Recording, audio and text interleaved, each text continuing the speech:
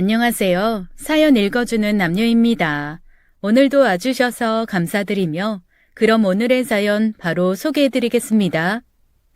저는 그때 그곳에서 평생을 기다리는 심정으로 살아왔습니다. 여전히 잊혀지지 않는 과거의 환영 속에 저만 혼자 갇혀 있다고 생각했어요. 누구도 원망하지 않으려 했고 아무것도 후회하지 않고자 다짐했지만 삶은 그런 저를 처절하게 외면하더군요.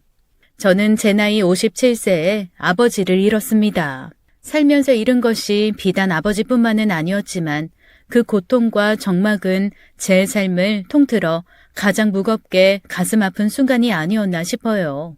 아버지는 하루를 벌어 하루 먹고 사는 형편이었지만 저를 위해 최선을 다해 살아오신 분이었습니다. 저도 그런 아버지의 기대에 부응하기 위해 어린 시절부터 최선을 다해 제 몫을 다했죠. 열심히 공부했고 좋은 대학교를 졸업했으며 남들이 모두 부러워할 만한 직장에 들어가는 것은 물론 조건이면 조건, 인성이면 인성 모두 좋은 남자를 만나 결혼했습니다. 누구보다 저는 행복의 조건을 모두 갖춘 사람이라고 생각했어요. 자상한 남편의 어진 시부모님까지 만난 저를 보며 아버지도 항상 원 없다 말씀하셨죠. 아이가 2살 되던 해에 남편은 지방 출장을 다녀오다가 교통사고로 세상을 떠났습니다. 너무 큰 충격에 중심을 잃은 저는 그대로 곤두박질 치듯 인생의 나락을 걷는 심정이었어요. 아버지는 성심성의를 다해 저를 보살펴주고 위로해 주었지만 저의 슬픔을 가라앉히기에는 역부족이었죠. 죽은 남편의 영정사진을 끌어안고 매일 울며 사는 것이 일상이었습니다. 정신줄을 놓다시피 한 저는 심지어 어린 아들을 케어하는 것도 버거운 상황이었어요. 아버지는 그런 저를 안타깝게 여기고 제 아이까지 대신 보살펴 주었습니다. 늘 생각하곤 합니다. 첫 번째 불행에서 제가 조금만 더 빨리 정신을 차렸더라면 그 어린 아들이라도 잘 키우기 위해 조금 더 냉정하게 이성을 되찾았더라면 그랬다면 아까 이야기한 것처럼 그때 그곳에서 평생을 기다리는 심정으로 살지 않아도 됐으리라는 부질없는 깨달음을 왜 그때는 몰랐던 것일까요? 어릴 때부터 한 것이라고는 공부밖에 없었고 명문대에 들어갔지만 취업 준비를 하느라 친구들과 어울려 놀아본 적도 없었으며 직장 생활을 하다 남편을 만난 이후로는 딱히 사회생활을 해본 적도 없는 제게 세상은 두려움 그 자체였어요. 어쩌면 제가 깊은 슬픔에만 빠져 허덕였던 것도 우물한 개구리처럼 제가 살아온 세상이 전부라는 생각뿐이었는지도 모르겠습니다. 그 불행에서 온전히 헤어나오지 않으면 다른 것들마저 잃을 수 있다는 걸 몰라도 너무 몰랐던 것이 저의 실수였겠죠. 하나뿐인 아들 인석이마저 잃어버리게 된 것도 결국 저의 아두남이 낳은 더 큰 비극이었습니다. 이렇게 아무것도 안 먹고 울기만 하다가 너까지 잘못된다. 이러다 줄초상 나면 네 아들 인석이는 어떡하려고 이러냐. 제발 이제 현실을 받아들이고 어떻게든 살아갈 궁리를 하자꾸나. 저는 남편 잡아먹은 여자나 다름없어요. 그날 출장 끝나고 그냥 거기서 자고 오라고 했어야 했어요. 늦은 시각이어도 집에 와서 자겠다는 그 사람 말렸어야 했어요. 야간에 운전하고 오는 게 얼마나 힘든 일인데. 저는요, 아빠, 그 사람 사고 나서 이 세상 떠나던 그 순간에 아무것도 모르고 자고 있었어요. 저 때문이에요. 저 보러 오다가 그 사람 그렇게 된 거예요. 그게 어떻게 네 잘못이겠냐. 절대 그렇지 않아. 내 딸 얼마나 가슴이 아프겠냐마는 어린 것 생각하고 젊은 네 인생도 생각해야지. 한 해 두 해 지나고 나면 사람의 상처라는 것도 아물기 마련이다. 왜 꼭 수년이 흐르고 나서야 괜찮아지는 길만 택하는 거야? 어차피 언젠가는 극복할 슬픔, 하루라도 빨리 털어내고 사는 쪽을 택해야지. 산 사람은 살아야 하지 않겠냐? 저도 알아요, 아빠. 머리로는 다 아는데 현실은 그렇지가 않아요. 도저히 이 현실이 믿겨지지도 않고 믿을 수도 없어요. 잠깐이라도 잠들면 온통 남편과의 추억만 꿈에 나와요. 생생하게 살아있는 것처럼 제 앞에 있는데 잠에서 깨고 나면 지옥이나 다름없어요. 전 어떡하면 좋아요? 살면서 이렇게 견딜 수 없는 고통도 오는 법이란다. 네 엄마 세상 떠났을 때 이 애비가 지금처럼 담담하게 말할 수 있었을 것 같냐? 저는 아버지를 바라보며 아무런 대답도 할 수 없었어요. 그러나 아버지의 말씀대로 언젠가 괜찮아질 나날을 앞당겨 당장 정신을 차리기에는 제 정신력이 너무나도 역부족이었죠. 남편을 잃은 후 제대로 먹지도 자지도 못한 채 슬픔에만 잠겨있던 저를 챙기기 위해 아버지는 아들 인석이를 데리고 시장에 다니시곤 했어요. 제 인생의 수많은 것들이 멈춰버렸던 그날따라 무슨 느낌이 들었던 것인지 인석이는 자꾸만 저에게 칭얼대며 매달리더군요. 저는 아들이 저에게 필사적으로 안기려 드는 순간에도 그저 남편의 영정사진만 넋놓은 듯 쳐다보고 있을 뿐이었습니다. 그날 그때 저에게 투정 부리는 아들을 한 번 더 바라봐 주었더라면, 어미의 손길을 원하는 어린 것의 마음을 한 번만 헤아려 보았더라면, 그리고 그 아이의 작고 따뜻한 몸을 기꺼이 안아주고 함께 손을 잡고 나섰더라면 저는 아이를 잃어버리지 않을 수 있었을까요? 아이마저 버거워하며 바람빠진 풍선처럼 맥을 못 추고 울기만 하는 저를 아버지는 물끄러미 쳐다볼 뿐이었습니다. 더 이상 아버지의 위로와 격려조차 저를 일으켜 세울 수 없을 지경이라는 걸 너무도 잘 아셨던 것이겠죠. 아버지는 인석이를 달래 저에게서 떼놓고는 손을 잡고 시장에 가셨어요.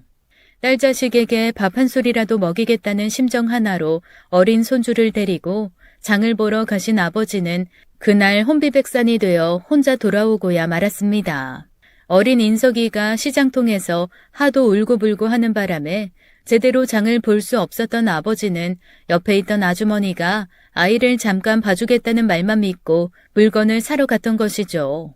돌아와 보니 아주머니와 인석이는 온데간데 없이 사라져 있었다고 합니다. 아빠는 그 길로 온 사방을 찾아 헤매며 인석이를 찾았고 경찰까지 불렀지만 결국 어디에서도 인석이를 찾을 수는 없었습니다. 남편에 이어 아이까지 잃어버린 저는 그대로 자포자기하게 되었죠. 3달 가까이 아무것도 먹지 못한 채 저는 미라처럼 말라가고 있었습니다. 그런 저를 애타게 보시던 아버지는 결국 같이 죽자며 농약을 사오셨더군요. 그냥 이렇게 같이 죽는 게 낫겠다. 이 모든 게 다 이 못낸 애비 탓이라고 생각해라. 네가 무슨 죄가 있겠냐. 애비 먼저 죽을 테니 너도 그만 따라오거라. 아버지는 유리잔에 소주와 농약을 섞으시더니 그대로 마시려고 하셨어요. 무슨 생각이 들었던 걸까요? 저 하나 죽든 살든 다 괜찮았지만 아버지가 이대로 돌아가신다면 저는 더는 그 죄를 만회할 수 없겠다는 생각만 들더군요. 죽을 힘을 다해 농약잔을 엎어버리고 그대로 저는 대성통곡을 했습니다. 애끓는 슬픔과 고통 속에서 저는 아버지를 끌어안고 살기를 택했어요. 그날 이후 저는 아버지를 봐서라도 조금씩이나마 정신을 차릴 수밖에 없었습니다. 그렇게 시간이 흐르고 흘러 1년이라는 세월이 지나갔을 즈음 저는 비로소 사회에 복귀하게 되었고 앞으로 나아갈 수 있었어요. 굶어 죽을 수는 없었기에 회사를 구해 일도 나가기 시작했고 그간 갇혀있던 혼자만의 세계를 벗어나 사람들과도 소통하게 되었죠. 그렇게 32살이 되었을 때 저는 지금의 남편을 만나 결혼하게 되면서 악몽과도 같던 어둠에서 빛으로 한 걸음 내디딜 수 있었습니다. 남편은 저의 수많은 아픔과 고통을 있는 그대로 인정하고 받아들여준 사람이었어요. 아버지도 그제야 비로소 마음을 놓으실 수 있었죠. 어느 날 아버지는 트럭을 한 대 사서 만물상을 하겠다고 나서셨어요. 집 앞에 아버지의 트럭이 왔을 때 저는 무척 놀랐죠. 평생 인력시장에서 일용직으로 일하던 아버지가 갑자기 전국을 돌며 오만 잡다한 물건을 팔겠다고 하셨으니까요. 장사에도 일가견이 없으신 데다 오랫동안 운전하는 일이라곤 해본 적이 없는 분인데 너무도 의외였죠. 남편도 아버지의 결심에 놀란 눈치였어요. 장인어른, 이제 쉬셔야 할 연세에 무슨 트럭 운전을 하면서 장사를 하시겠다고 그러세요. 저도 그렇고 집사람도 같이 맞벌이 하는데 생활비 저희가 넉넉하게 드릴 테니 제발 고된 일 하지 마십시오. 그래요, 아빠. 아빠가 무슨 트럭 만물상을 하신다고 그러세요. 운전하고 장사하는 일이 어디 쉬운 일이에요? 그러다 아빠 몸이라도 상하시면 어떡해요. 내가 늙었다고 무시하는 게냐? 아직 쌩쌩해. 자네들 말대로 내가 일용직하기에는 나이도 많지. 그래서 여기저기 돌아다니며 물건이나 팔고 이 사람 저 사람도 만나보고 싶은 게야. 너무 염려들 말고 내가 한번 해보겠다는데 응원이나 좀 해주지 그러냐? 아버지는 이제 아무 걱정 없으니 훌훌 털고 전국 일주하는 기분으로 살겠다고 하시더군요. 아빠의 심정이 이해가 안 가는 것도 아니었습니다.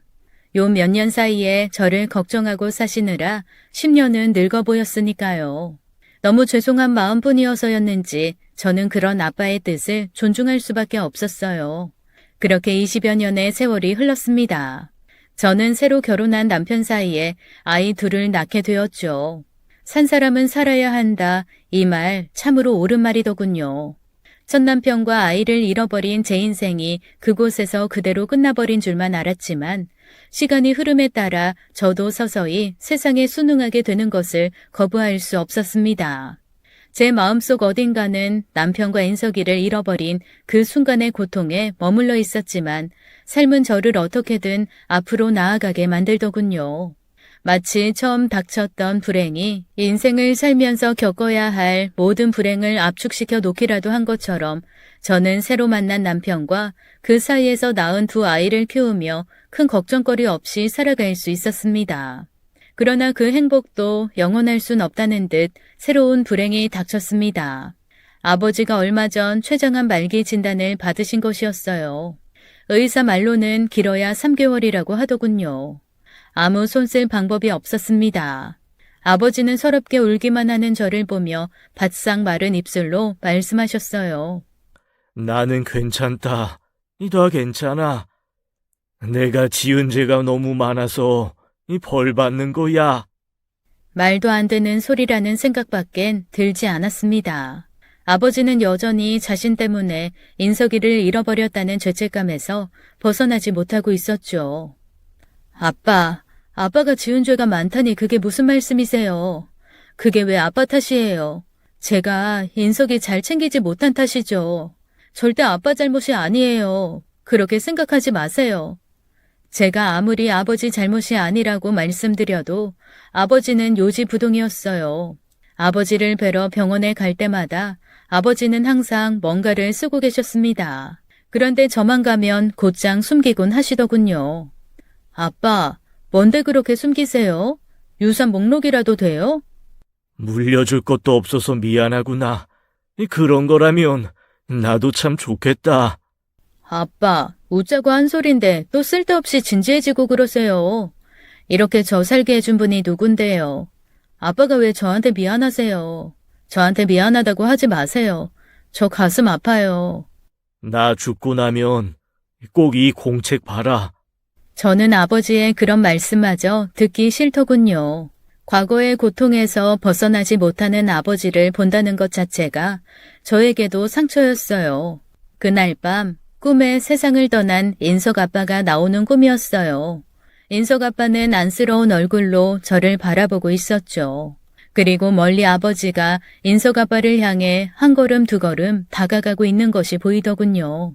아무리 아버지를 소리쳐 불러보아도 아버지는 저를 돌아보지 않으셨어요. 그리고 걸려온 한 통의 전화. 오늘 밤을 넘기기 힘들 것 같다는 연락이었습니다. 저와 남편은 급히 병원으로 달려갔죠. 아버지는 저를 보더니 눈물을 흘리시더군요. 미안하다. 내가 정말 미안해. 박서방, 우리 딸 좀 잘 부탁하네. 아버지는 그렇게 짧은 유언을 남기고 돌아가셨어요. 평생 저 하나만 보며 살아온 아빠를 보낸 슬픔은 너무나도 깊고도 컸죠. 평생 재혼조차 하지 않고 저만 키워주신 아빠였어요. 저는 아버지의 장례식장에서 아버지의 친구분인 형석 아저씨를 통해 제가 알지 못했던 사실을 알게 되었습니다. 지영아, 이제는 말해줄 때가 된 것 같구나. 지영이 너, 이 사실은 네 아버지 친딸이 아니란다. 네? 그게 무슨 말씀이세요? 제가 아버지 친딸이 아니라뇨. 너는 네 엄마가 데려온 딸이었어. 네 아버지는 네 엄마를 사랑하는 마음 하나로 이 친딸도 아닌 너를 극진히 키웠던 거야. 네 친아버지는 너와 네 엄마를 버렸고 이 미혼모가 된 네 엄마와 네 아버지가 결혼하면서 너를 마음으로 낳은 자식이라 생각했던 게야. 저는 머리가 혼란스러워지기 시작했어요. 엄마는 제가 초등학교에 들어가기도 전에 돌아가셨고, 아버지는 그런 저를 지극정성으로 키우셨으니까요. 어려운 형편에도 불구하고 아버지는 저를 부족함 없이 키우기 위해 고군분투하셨어요. 저는 아버지가 제 친아버지가 아닌 줄은 상상도 못한 채 살아왔던 것이었죠. 피 한 방울 섞이지 않은 저를 키우기 위해 아버지는 인생을 다 바친 분이었어요. 정신을 차린 후 저는 아버지가 쓰던 노트를 열어보았습니다. 첫 장에는 미안하다 딸로 시작하는 문장이 적혀 있었어요. 뭐가 그렇게 미안하셨던 건지 저는 첫 장부터 눈물이 뚝뚝 떨어지더군요. 찬찬히 노트를 읽던 저는 엄청난 충격을 받았어요. 믿기지 않는 사실이 적혀 있었죠. 아버지가 트럭을 몰며 만물상을 하신 이유가 바로 인석이를 찾기 위해서였다는 것이 노트의 눈물 자국과 함께 적혀 있었습니다. 전국에 있는 보육원을 다 돌아다니고 여기저기 수소문한 아버지는 결국 10년 전 업둥이로 어느 집에 들어간 인석이를 찾아냈던 것이었죠. 얼마나 고생을 하며 다녔던 것인지 도대체 얼마나 발품을 많이 팔았을지 상상조차 가지 않더군요. 내 딸 지영아, 너에게 알려줘야지 했는데 행복하게 살고 있는 너의 생활이 다시 어긋날까봐 그게 너무 무서웠단다. 내가 이 죄를 안고 가는 게 맞다는 생각만 들더구나. 대신 수시로 인석이 동네에서 장사하며 인석이가 어떻게 살아가고 있는지 지켜볼 수밖에 없었다. 인석이가 무사히 잘 자라 대학교에도 들어가고 군대도 다녀오고 졸업해서 취직까지 하는 과정을 보면서 이 한편으론 대견하기도 하고 다른 한편으로는 너무나 미안하기도 했단다. 그 사실을 너에게 알리지 못한 죄를 용서하지 말아다오. 나는 내 손자보다 딸의 행복이 더 중요한 이기적인 사람이었다. 끝까지 죄는 내가 짓는 것이 옳다고 생각했건만 그마저도 옳은 선택이었는지 이제는 판단할 수가 없구나. 그러나 내가 이제 세상을 떠난다고 생각하니 더는 숨기지 말아야겠다는 생각이 들더구나. 사랑하는 내 딸 지영아, 너는 내가 가슴으로, 마음으로 낳아 키운 내 딸이란다. 너는 어린 시절부터 늘 착한 아이였지. 네 엄마 몸이 약해 일찌감치 세상을 떠난 이후로 나에게 오직 희망은 너 하나뿐이었단다. 네가 학교에서 공부도 잘하고 늘 모범이 되는 학생으로 매번 좋은 성적과 상장을 받아올 때마다 얼마나 감사했는지 모른다. 네가 말썽도 좀 부리고 다른 집 아이들처럼 말도 안 듣고 하면 어떨까 싶을 만큼 너는 이 애비에게 밤하늘의 별처럼 빛나는 보석 같은 딸이었단다. 그런 네가 남편을 잃고 힘들어할 때 내가 해줄 수 있는 것이라곤 아무것도 없었다. 그저 인석이를 돌보는 것 말고는 도와줄 수 있는 것이 없었지. 그런데 그마저 내 실수로 인성이를 잃었을 때 나는 하늘이 무너지고 땅이 꺼지는 듯 고통스러운 마음뿐이었구나. 그렇게 인석이를 찾기 위해 고물트럭 하나를 몰고 40만 킬로를 주행하면서 네 아들 인석이를 드디어 찾았을 때 내 심정은 너무나도 만감이 교차하더구나. 네가 이 글을 볼 때쯤 이 애비는 세상에 없겠지. 먼저 떠난 인석 애비를 만날 생각을 하면 참으로 면목이 없어. 차마 죽을 용기조차 나지 않는다만 이런 내게도 병으로 죽어 저 세상에 갈 기회가 있다는 것만으로도 감사한 마음뿐이다. 이렇게 죽어 지옥의 불구덩이에 들어간다 하더라도 이 세상을 살며 겪은 마음의 지옥만 하겠느냐마는 그래도 너에게는 용서를 빌고 싶은 마음뿐이다. 사랑하는 내 딸 지영아, 부디 이 애비를 용서하지 말아다오. 너만은 행복하게 잘 살아주길 간절히 바라고 바란다. 너를 사랑하는 아버지로부터. 마지막 메모엔 주소가 하나 적혀 있었어요. 무엇인지 너무나도 잘할 것 같았죠. 아마도 인석이가 사는 집 주소인 듯 했습니다. 그 주소가 적힌 메모를 보는 순간 제 가슴은 철렁했어요. 솔직히 무서웠죠. 두려웠습니다. 인석이는 아버지의 말대로라면 충분히 행복하게 잘 살고 있다는 것이었는데 갑자기 친엄마라는 사람이 나타나면 얼마나 혼란스러울까 싶었던 것이죠. 저도 아버지 딸이라 저보다는 자식 걱정이 앞서는 모양이었어요. 저는 보름을 넘게 고민했습니다. 생각하고 또 생각했죠. 저에게 인석이를 찾고도 알리지 않았던 아버지의 마음을 헤아리는데 많은 시간을 썼고 그 뜻을 이해하는 데 걸린 시간만큼이나 인석이를 찾아야 하는지 말아야 하는지 하는 고민도 깊이 했습니다. 도저히 답이 나오지 않더라고요. 당장이라도 달려가 엄마가 여기 이렇게 버젓이 살아있었노라고 너를 버린 것이 아니라 잃었던 것이라고 해명하고 싶은 마음이 앞섰어요. 그러나 그만큼 오랜 공백을 메울 수 없을지 모른다는 두려움이 엄습해왔습니다. 차라리 모르고 사는 것이 어쩌면 행복할 수 있을지도 모른다는 생각도 들었어요. 저의 수심 가득한 얼굴을 보며 남편도 영 신경이 쓰이는 모양이었습니다.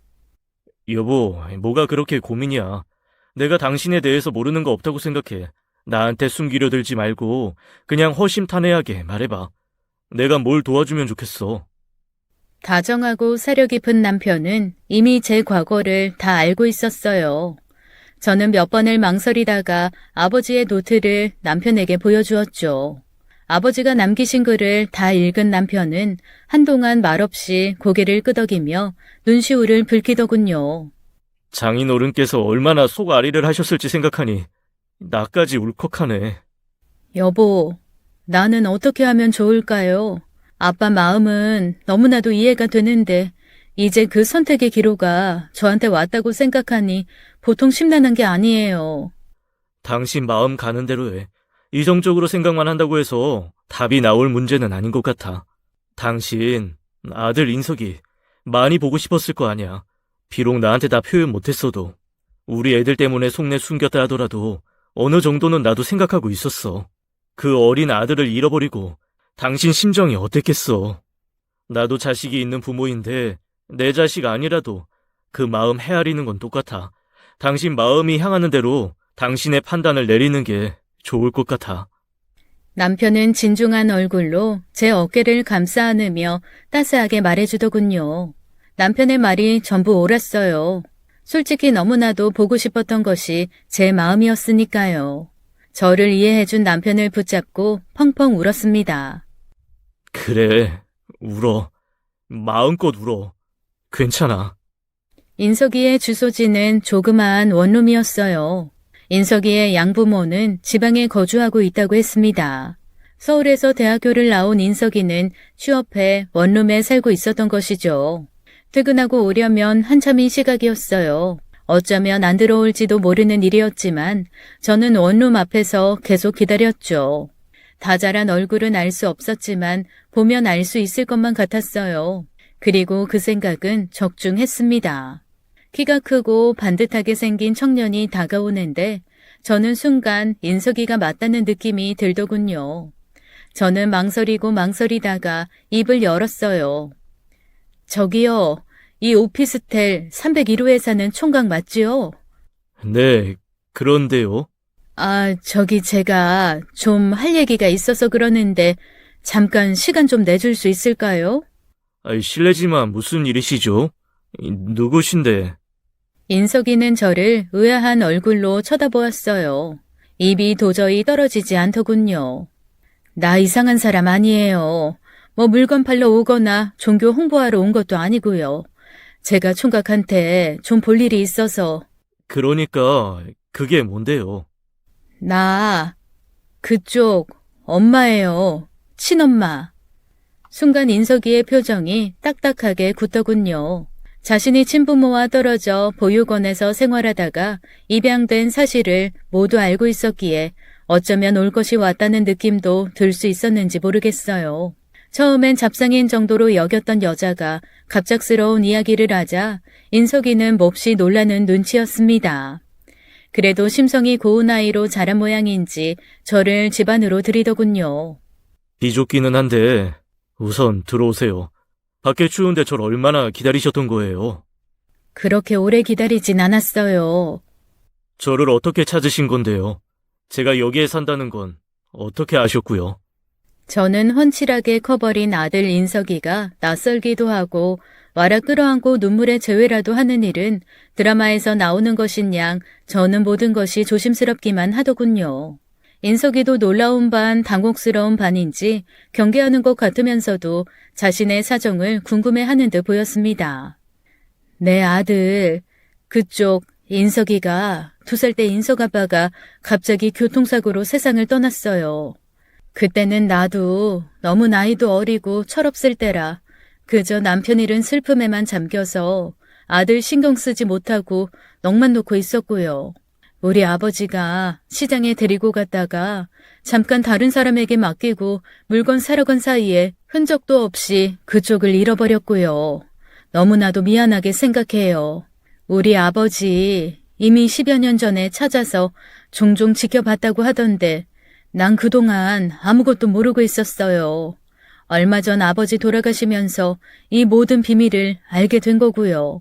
모든 게 다 내 잘못이에요.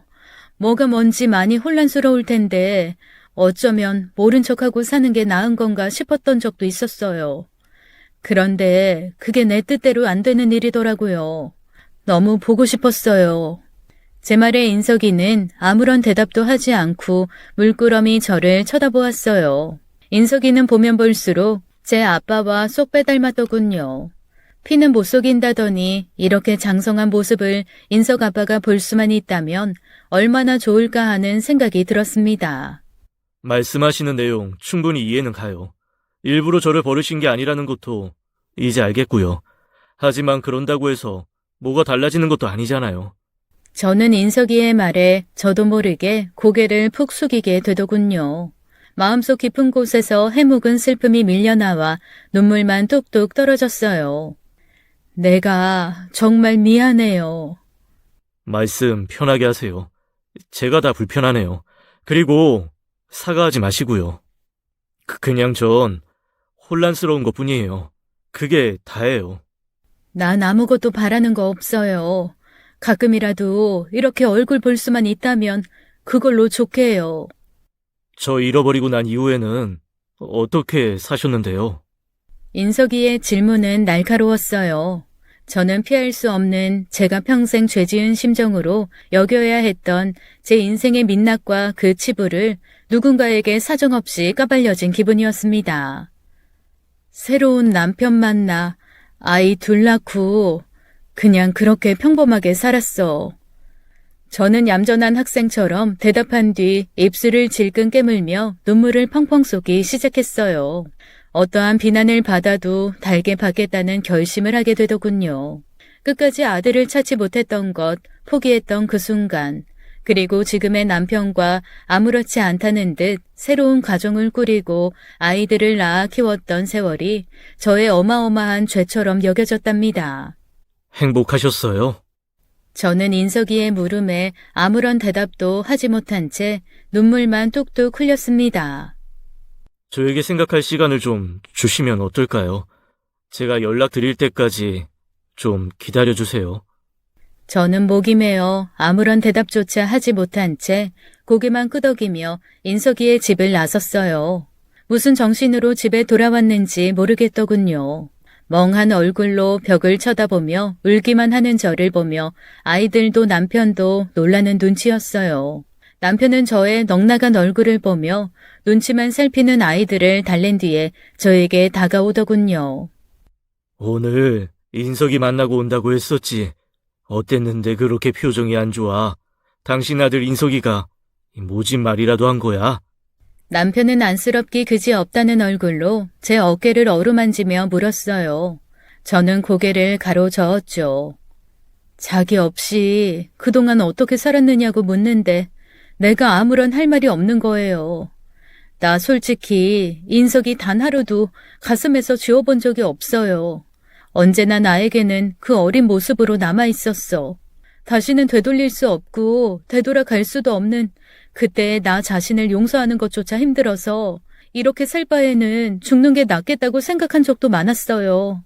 그런데 당신 만나고 애들 낳고 살면서 나 행복해지고 싶었어.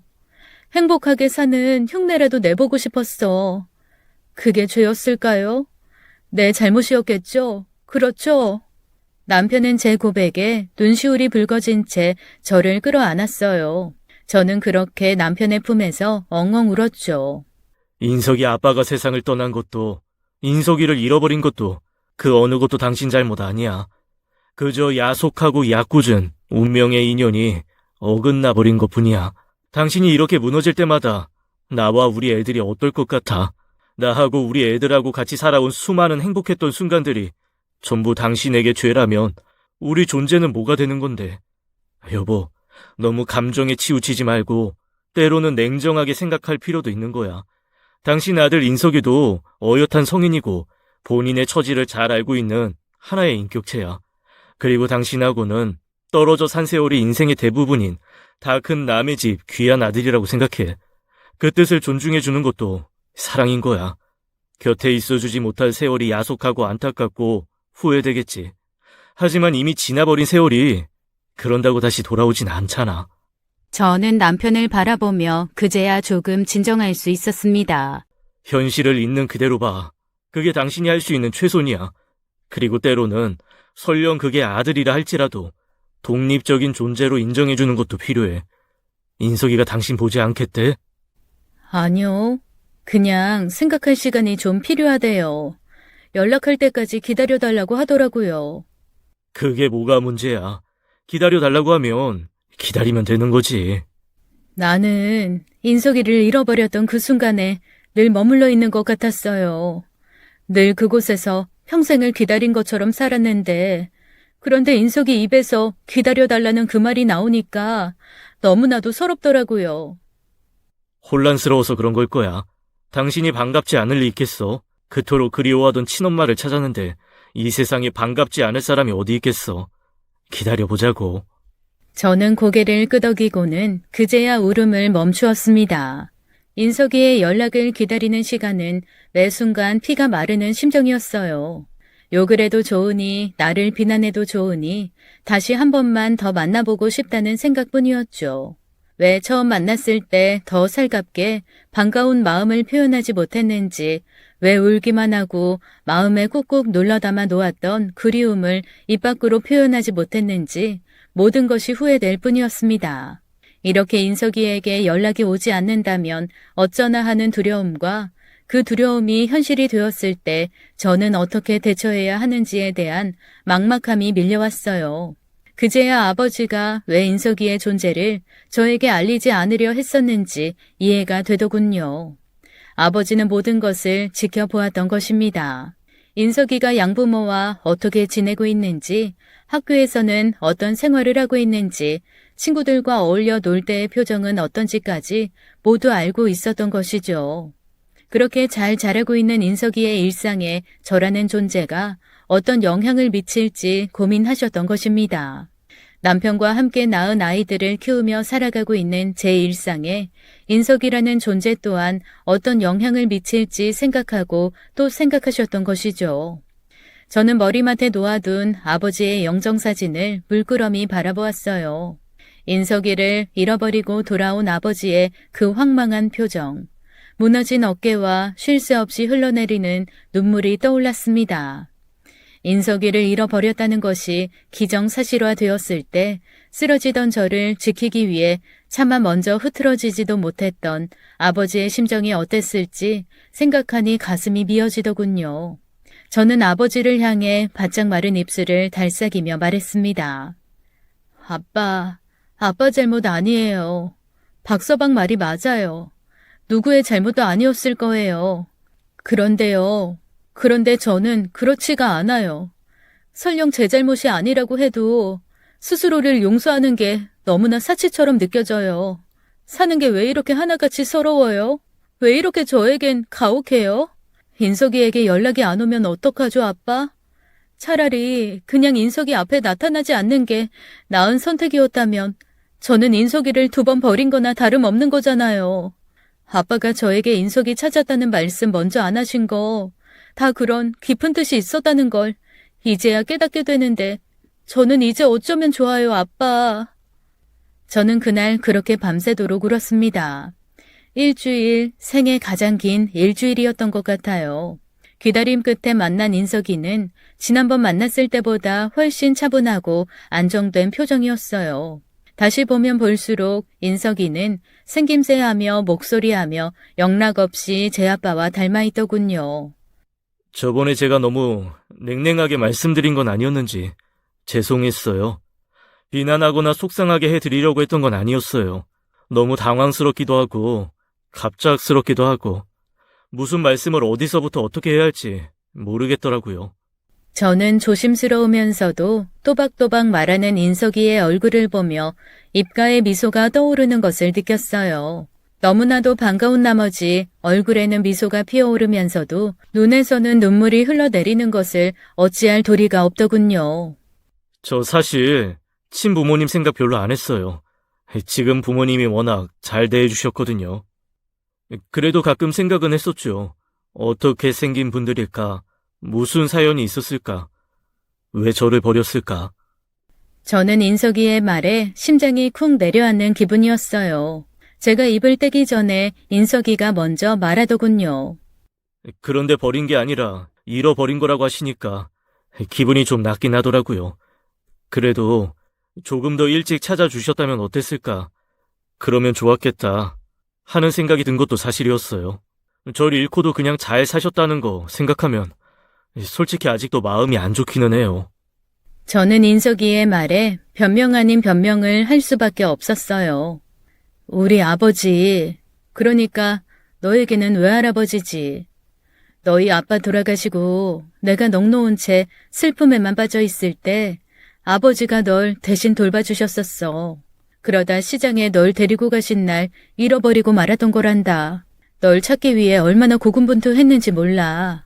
그때는 왜 그렇게 찾는 게 힘들었는지 도저히 널 찾을 방법이 없었어. 너에게는 너무나도 미안하지만 나도 살아야겠기에 내 인생을 살 수밖에 없더구나. 하지만 네 외할아버지는 달랐어.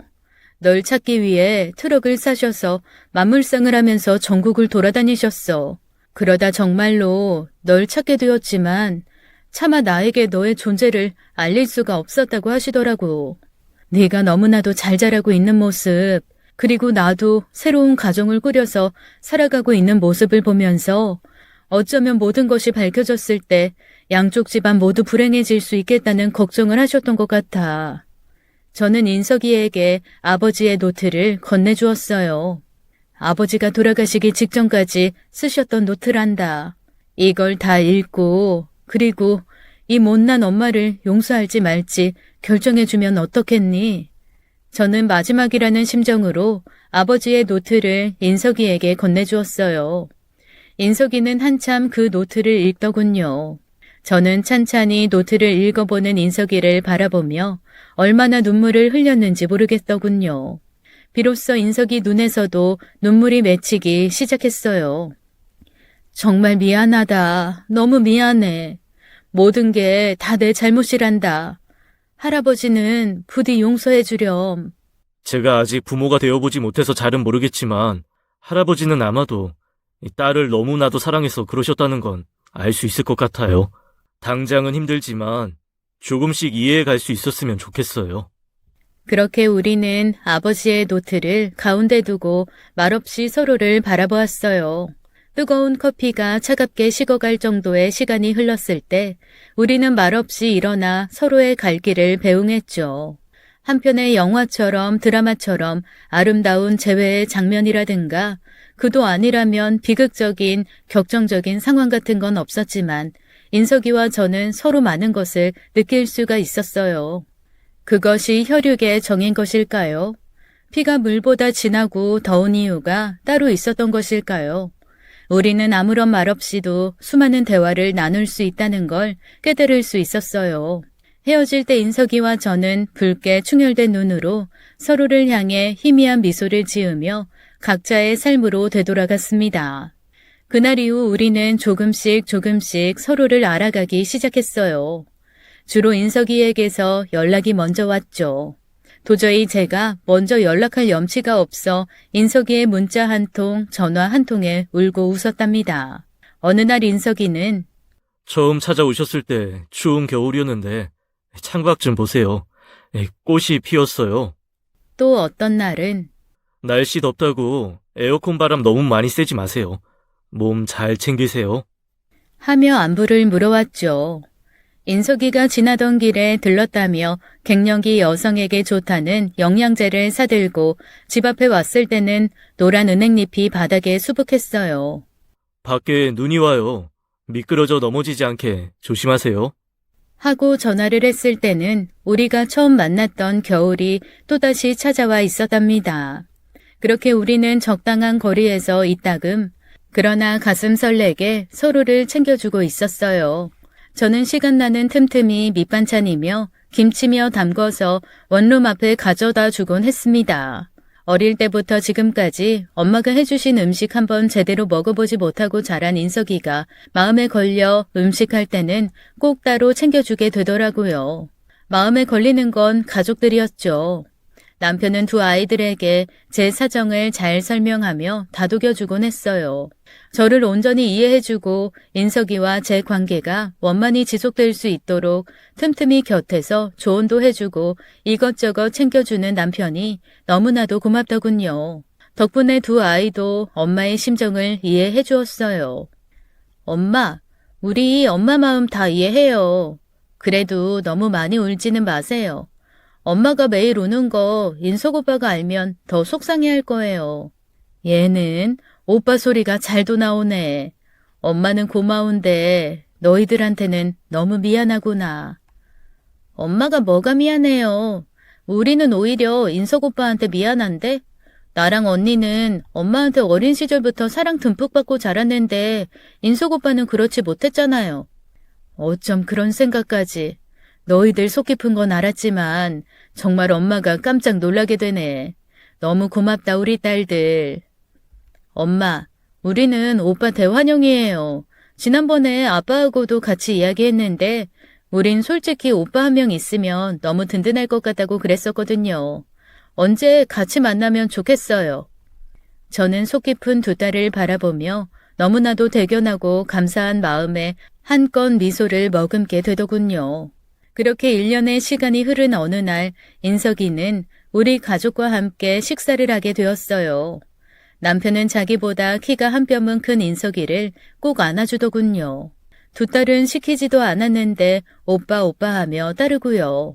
인석이는 아직 엄마라고 부르지는 않고 있었지만 그렇게 만나주는 것만 해도 너무나 고마웠어요.